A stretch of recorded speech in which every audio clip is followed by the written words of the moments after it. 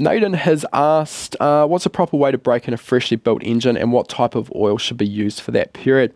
Again, this is an area where there's a huge amount of confusion and a huge amount of misinformation. For this reason, we actually have included a module in both our practical and our fundamentals course on engine break-in. And it's a process that I've sort of gone through and developed through my own career. I've got a process that works exceptionally well, and as with most engine builders, I tend to be a little bit superstitious. Once I've found something that works, I stick to it and I don't vary.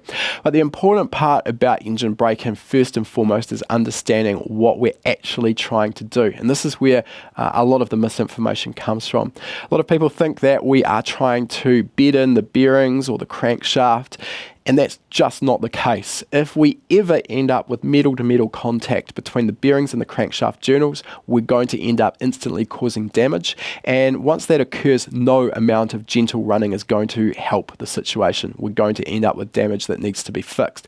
The main area that we are trying to deal with during engine break-in is to bed the rings against our freshly honed bores. And we have a relatively narrow window in order to do this. So what we're trying to do is bed those rings so that they achieve a correct seal in our cylinder walls, against our cylinder walls. If we achieve this, we're going to end up with an engine that produces good power, low blow-by, and has low oil consumption.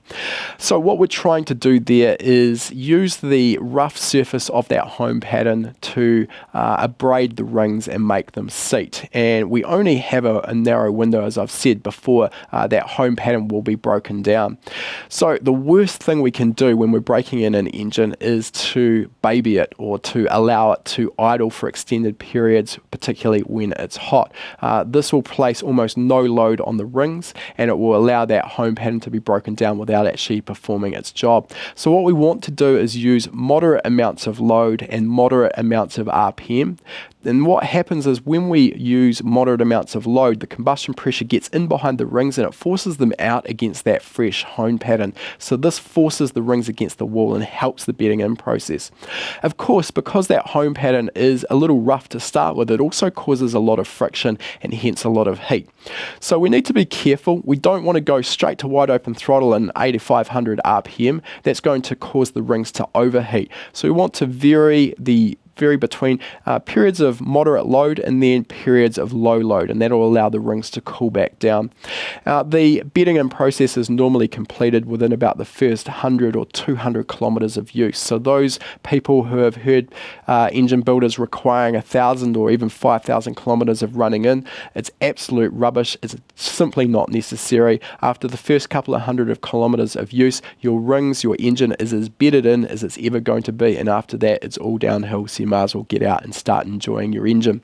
The other thing, just talking about there, you've mentioned oil. There are some specific running in oils. I've used those myself, but now I've tended to go away from them. The reason for this is the running in grade of oil tends to be incredibly thin.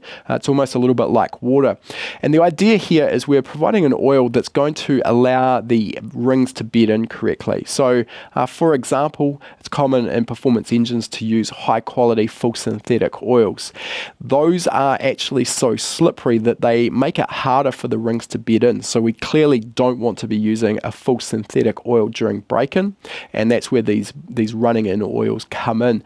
More recently, what I've done is gone away from running in oils, and I actually use a good quality mineral-based oil. It's still going to provide the protection I need, because even during break-in, these engines are still producing reasonably high power levels. So we want to protect all of those components with a good quality oil, but the mineral-based oil is not so slippery that it will prevent the rings from bedding.